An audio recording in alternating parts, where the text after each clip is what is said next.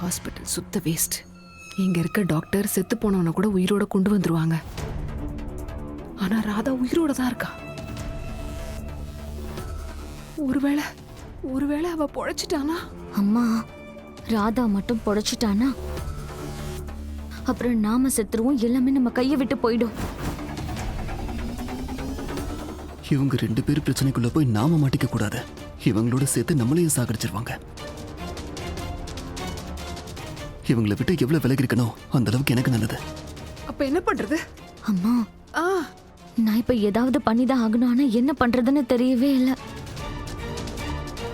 இவங்க எல்லாரோட பார்வையும் ஏன் மேலதான் இருக்கு. பேசாம ஒண்ணு பண்ணலாம்.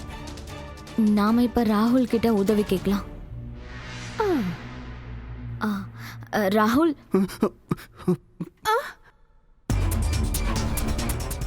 அட கடவுளே, நீ கூப்பிட்டோட பதறி போய் இப்படி ஓடுறான். நாம ஹெல்ப் கேட்போம் தெரிஞ்சே ஓடுறான் பத்தியா? பரவாயில்ல விடுங்கம்மா. ஒரு பெரிய கப்பல் மூழ்கும் போது முதல்ல எலிங்க தான் அதுல இருந்து தப்பிக்கும். அப்படின்னா நம்ம கப்பல் முழுகுதா? ஐயோ கடவுளே, இந்த வயசானவளோட வேண்டுதல கொஞ்சம் கேளுப்பா. முழுக போற கப்பலை நீ தான் எப்படியாவது காப்பாத்தணும்.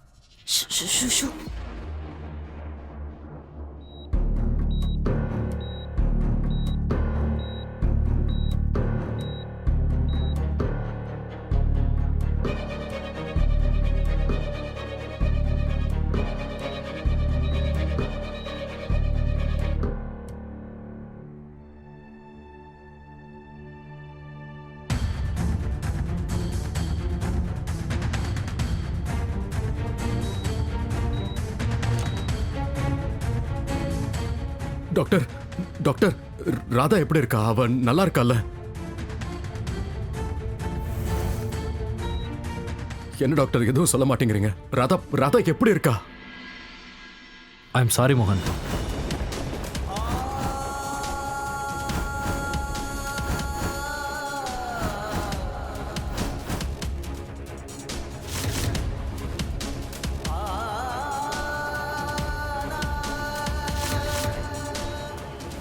அவங்க கோமா ஸ்டேஜுக்கு போயிட்டாங்க. எங்களால் இப்போதைக்கு எதுவும் சொல்ல முடியாது.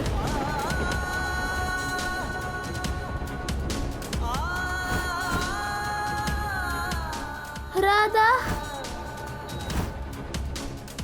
என்ன டாக்டர் சொல்றீங்க? ஆனா அவ நல்லா இருந்தால, அவ கண்ணை திறந்து பார்த்தா, என்கிட்ட கூட அவ பேசினாலே. நீங்க என்ன சொல்றீங்க டாக்டர்? ப்ளீஸ். ஒருவேளை அவங்க உங்களை பார்க்கணும்னு நினைச்சிருக்கலாம், கடைசி தடவையா. என்ன?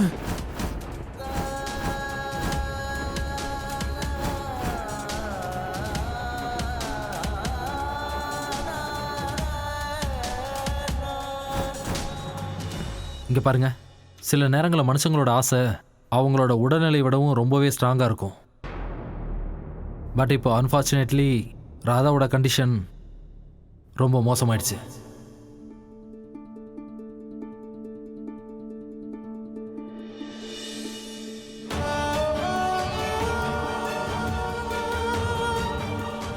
இல்ல டாக்டர் சார், ராதா அவ்வளவு கடினமான சூழ்நிலையில கூட மனம் தளராம இருந்தா. அப்படி இருக்கும்போது இப்ப எப்படி அவ தோத்து போவா? உங்களுக்கு தெரிய வாய்ப்பு இல்ல டாக்டர் சார். ஆனா ராதா தான் உயிரை காப்பாத்திக்க அங்க நிறைய போராடி இருக்கா.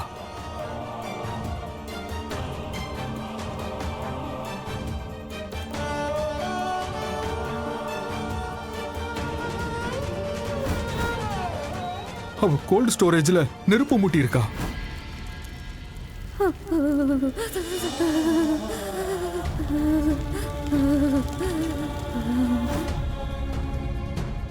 கார்ட்போர்டை வச்சு தன்னை காப்பாத்திக்கவும் அவ முயற்சி பண்ணியிருக்கா.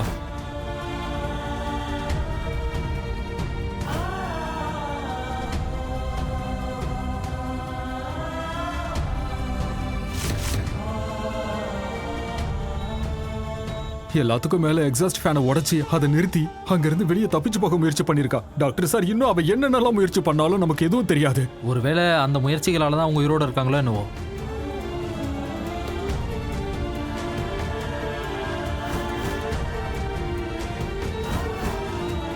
இல்லைனா -21 to 24 டிகிரிஸில் இவ்வளோ நேரம் உயிரோடு இருக்கிறதுங்கிறது உண்மையிலே மிகப்பெரிய அதிசயம்தான்.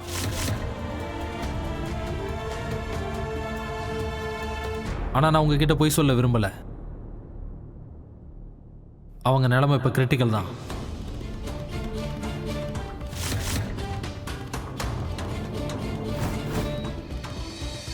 அண்ட் அவங்களை இதுக்கு மேலே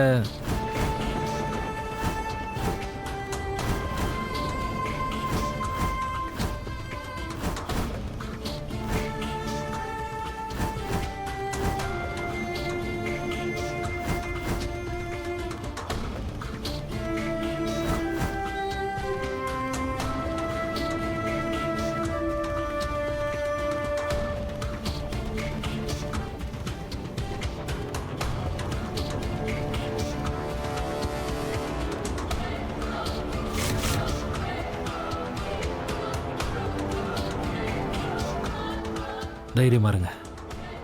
நாங்கள் ட்ரை பண்ணிக்கிட்டு தான் இருக்கோம்.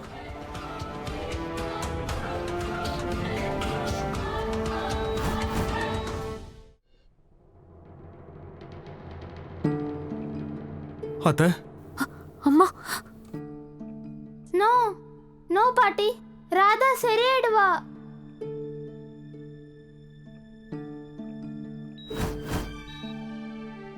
மோகன், டாக்டர் அங்கிள் உங்ககிட்ட என்ன சொன்னாரு? ராதாவுக்கு என்னாச்சுன்னு சொன்னாரு? ப்ளீஸ் எனக்கு சொல்லு. ராதா எனக்கு ப்ராமிஸ் பண்ணிருக்கா, அவ எப்பவுமே என் கூடவே தான் இருப்பா.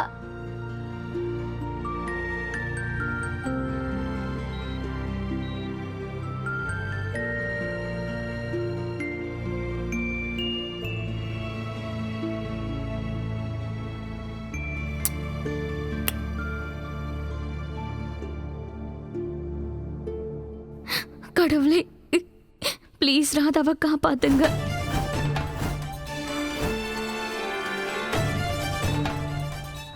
ப்ளீஸ் ராதாவை காப்பாத்துங்க, இல்லைன்னா எல்லாமே முடிஞ்சு போயிடும்.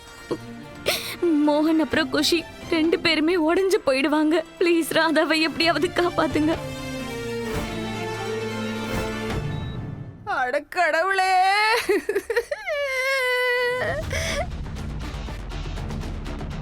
இப்படி சின்ன வயசுலயே மேல போய் சேர்ந்துட்டாலே. இங்க பாரு, நம்ம மோகனோட ஃபர்ஸ்ட் ஒய்ஃப் கூட இப்படிதான் செத்து போயிட்டா. இப்ப 2வது பொண்டாட்டியும் சாக போறாளே.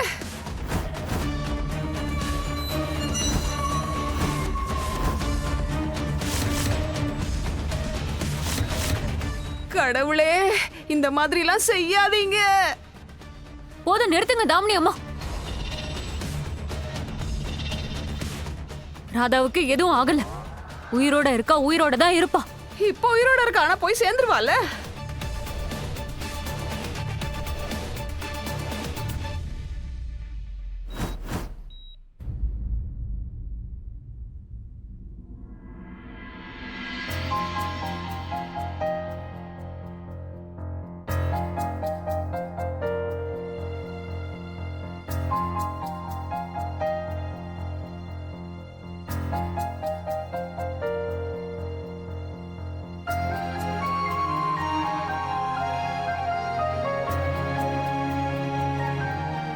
நோ மோகன், ப்ளீஸ் அழாத.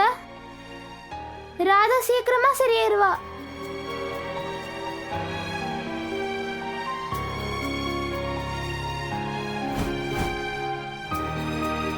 எந்த ஒரு பேட் தாட்டும் மனசுக்குள்ள வரக்கூடாது. நம்ம ராதாக்காக ப்ரே பண்ணணும். நீ எவ்வளோ ஸ்ட்ராங், அப்படியே சூப்பர் ஹீரோ மாதிரி.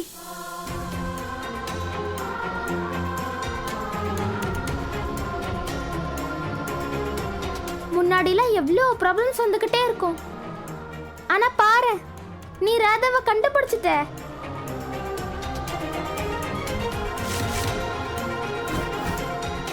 ராதா சொல்லியிருக்கா, நம்ம நல்லதா யோசிச்சோன்னா நல்லதுதான் நடக்குமா.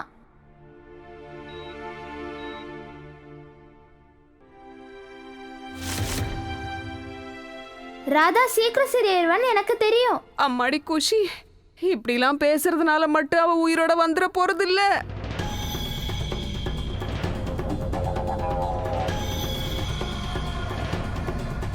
இங்க பாரு, நம்ம மோகனே அதை ஏத்துக்கிட்டால. ராதா இனிமே பொழைக்க மாட்டான்னு.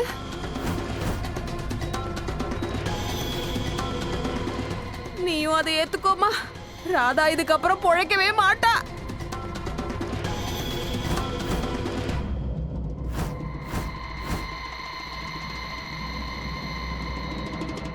இவங்க அடங்கவே மாட்டாங்க. இவங்களுக்கு நான் தான் பாடம் கத்து கொடுக்கணும்.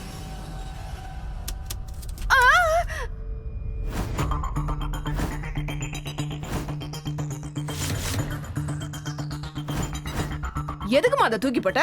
என் ராதாவை பத்தி இப்படி நீங்க தப்பு தப்பா பேசிட்டு இருந்தீங்கன்னா உங்களை நான் சும்மா விட மாட்டேன்.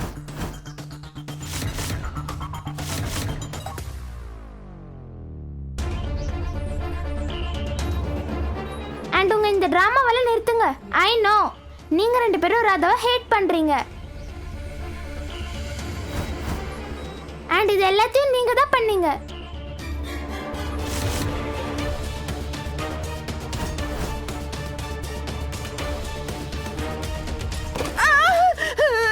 வேணாமா வேணாமா, எதையோ எடுத்து அடிக்கிறியே, வலிக்குதுமா ரொம்ப.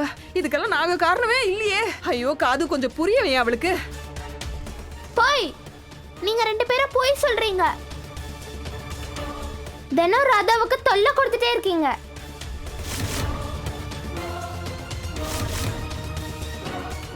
அவளை நியூ ப்ராப்ளம்ஸ்ல மாட்டி விடுறீங்க.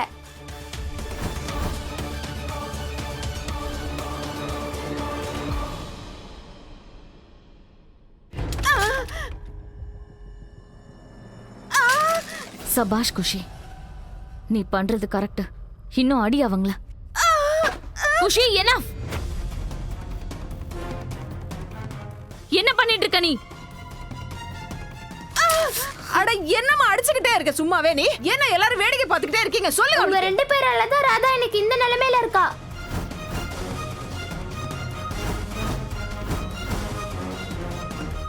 நிச்சயமா நீங்க 2 பேரும் தான் ஏதோ பண்ணிருக்கீங்க.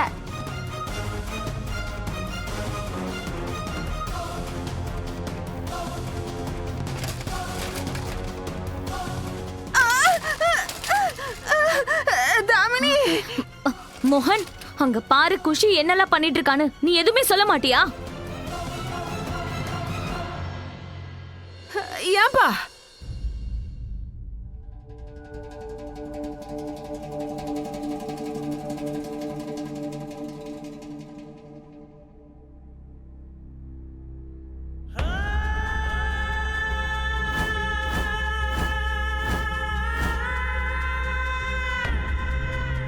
மோகன், அட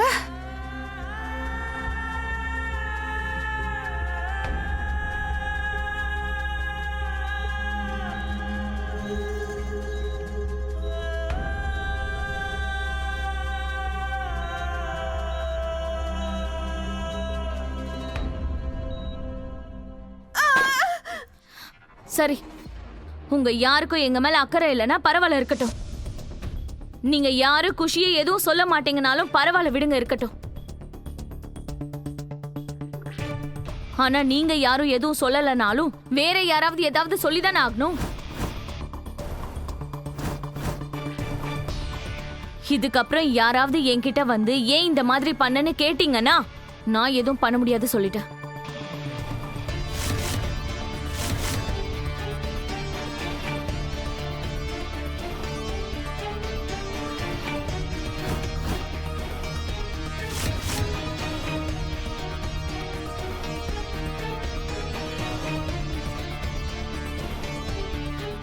என் பொண்ணு மேல கை வைக்கணும்னு நினைச்சேன்னா அவ்வளவுதான் சொல்லிட்டேன்.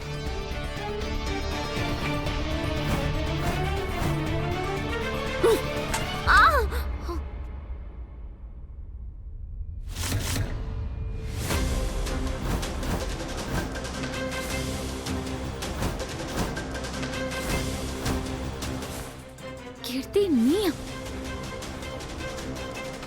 குஷி மாதிரி நீயும் மென்டல் ஆயிட்டியா என்ன? குஷி சொல்றதுதான் கரெக்ட்.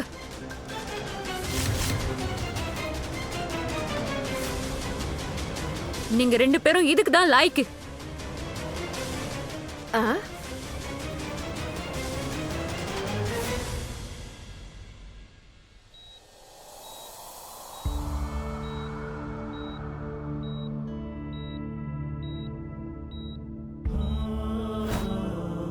என் வாழ்க்கையில் இதுவரைக்கும் ஒரு மோசமான விஷயம் நடந்திருக்குன்னா அது உனக்கு எனக்கு நடந்த கல்யாணம் தான். பேசாம துளசி மாதிரி நீயும் என் லைஃபை விட்டு நிரந்தரமா போயிடு. திரும்ப எப்பவும் வந்துடாத.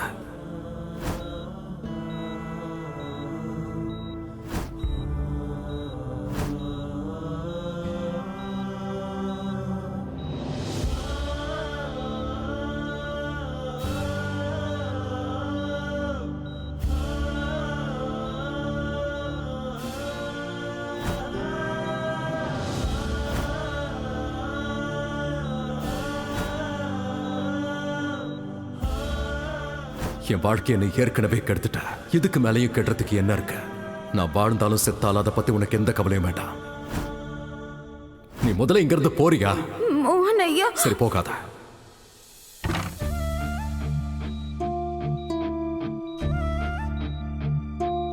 என் பொண்ணு உன்னை பார்த்திருக்கவே கூடாது. சொல்ல போனா நீ என் வாழ்க்கையிலும் குஷி வாழ்க்கையிலும் வந்திருக்கவே கூடாது. மோகன் ஐயா. நிஜமா ராதா, இப்போ உன் முகத்தை பார்க்க கூட எனக்கு பிடிக்கல.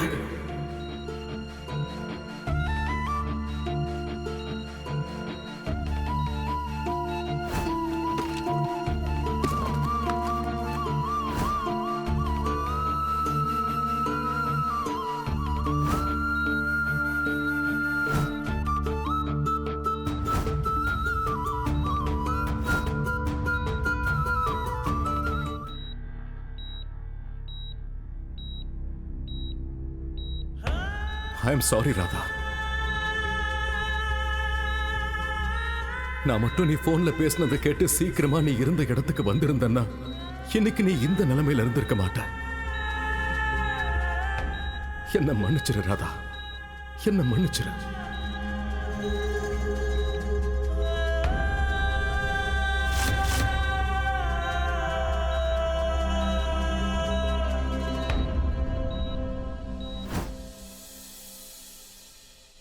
அப்புறம் எஸ்.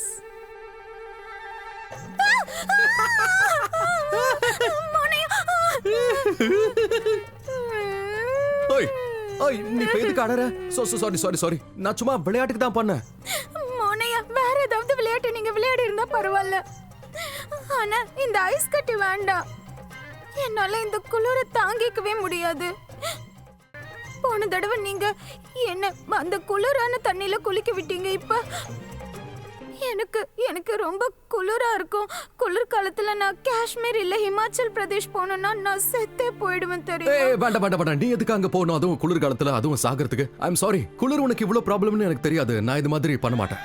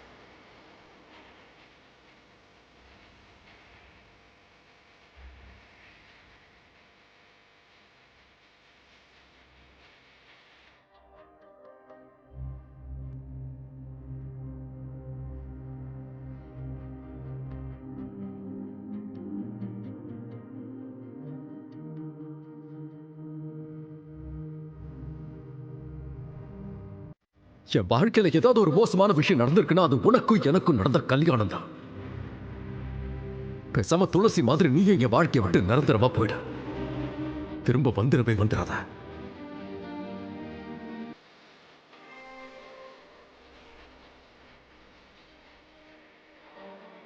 நீ முதல்ல இங்க இருந்து போறியா? இல்லைன்னா நான் வாயை திறந்து ஏதாவது சொல்லிடுவா. அப்புறம் வாழ்க்கை முழுக்க நான் தான் வருத்தப்படணும். மோகன் ஐயா. சரி, போகாத.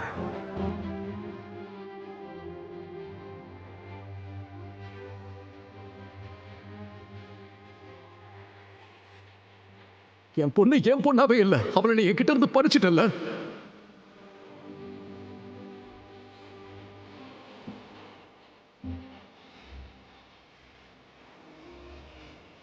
என் பொண்ணு உன்னை சந்திச்சிருக்கவே கூடாது. அவ்வளோ என் வாழ்க்கையிலேயே குஷி வாழ்க்கையில நீ வந்திருக்கவே கூடாது.